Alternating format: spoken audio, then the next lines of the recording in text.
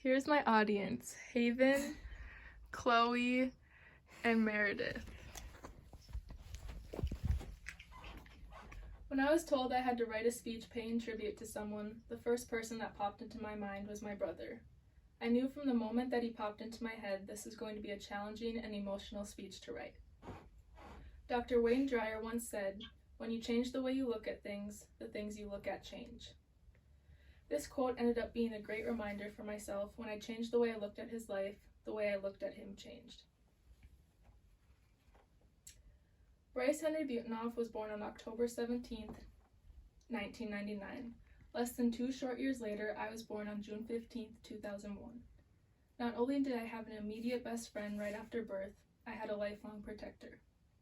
Little did I know that he'd be protecting me from the sky only 7 short years later. Losing my brother at such a young age impacted me in a way that is very hard to explain or understand if you have never experienced it. I would never wish the pain I felt on the day he passed away on anyone. It is a pain unlike no other. People always say it gets easier with time, but it's been 12 years and it still hurts just as bad as if it happened yesterday. It may get better with time, but it never gets easier. Today I would like to share with you someone that was a part of my life for a short period of time, yet still left the biggest impact on me during that time. My brother was unlike no other. While I won't be able to share everything about him, today I plan on sharing with you reasons why he impacted not only myself, but many others along the way. I will be providing a little background information on my brother's life, the challenges he faced and overcame, and lastly, the way his kindness impacted many. My brother may be gone, but he has never been forgotten. There was something very special about him. He had the ability to leave his mark on almost every single person he came in contact with. You all may be wondering, what was so special about this girl's brother? Wasn't he just an ordinary boy? Well, the answer to that question is a definite no. He was a living, breathing angel that walked amongst us. His wings were there, but only he could see them. Isn't it amazing the way that God disguises his angels? On October 17th, my parents welcomed their sweet baby boy into this crazy world we all live in. In an interview I conducted with my mom, she stated that he was a breath of fresh air on a rainy day. That statement rang true throughout his entire life, and even to this day. Bryce was a handful, to say the least. Funny story. One day, Bryce felt like talking on the phone. So who did he call? 911. He had a nice little chat with the deputy until my mom realized he had the phone and immediately grabbed it from him and asked who was on the other line. The deputy was like, "Ma'am, this is 911. Is everything okay?" She quickly apologized and told the officer that her 2-year-old son had somehow managed to dial the numbers 911 perfectly. They shared a good laugh with one another, and that was that. Going off the idea that my brother was a major handful and troublemaker, his mischievous actions were quickly cut short. Around the age of 3, Bryce began to act a little out of the ordinary. My parents did not know what was happening to their son. They took him to hospital after hospital, doctor after doctor, still no answers, until finally they received a call from Dr. Steven Jansek. He told my parents that Bryce had a semi-rare disease called Batten's disease, and that he would like to have my parents come in and talk face-to-face so he could explain the disease to them in more depth. He warned my parents not to look the disease up online before coming to see him, but they were curious and did so anyways. The results they received were traumatizing, terminal, no known cure. They were at a loss for words at this point. They went to visit Dr. Jansek in complete and utter worry and panic. Bryce was my parents' rainbow baby, and after only 4 short years with him, they found out devastating news that he would not be with them for very much longer. But they remained strong, and so did Bryce. From the moment Bryce was diagnosed with Batten's disease, he immediately had to face many challenges and learn how to overcome them. The first obstacle my brother had to overcome was learning how to adapt to his new lifestyle. Every day was a new challenge for him. For example, my brother began to lose his ability to walk soon after being diagnosed with Batten's disease.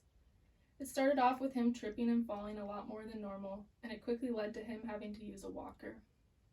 But Bryce did not complain one bit. Instead, he adapted.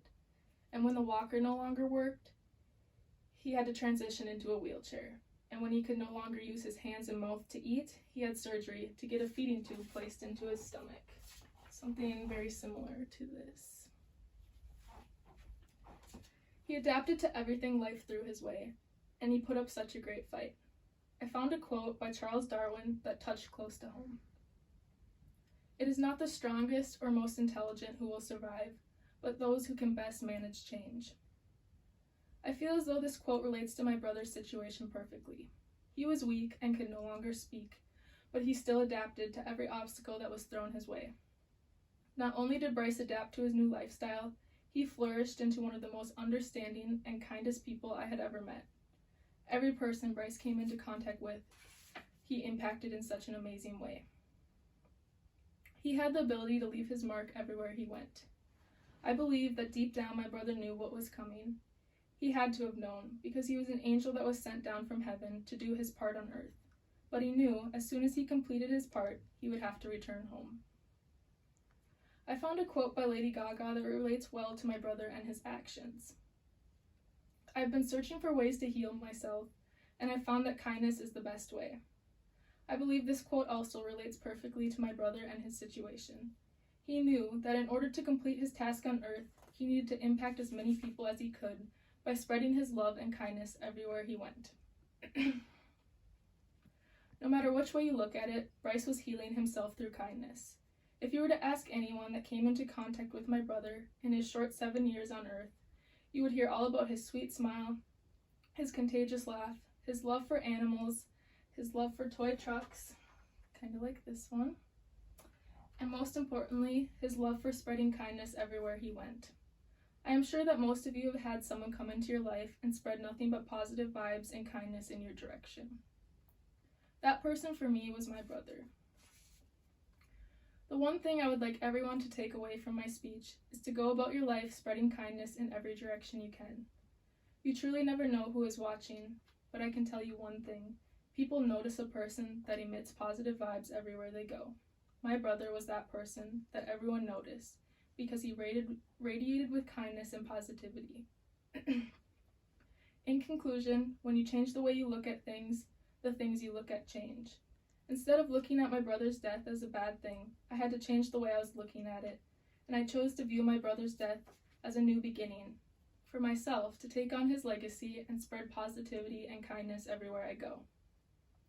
I would like to end this speech with a quote from Harold B. Lee: "Stay true in the dark and humble in the spotlight." Thank you.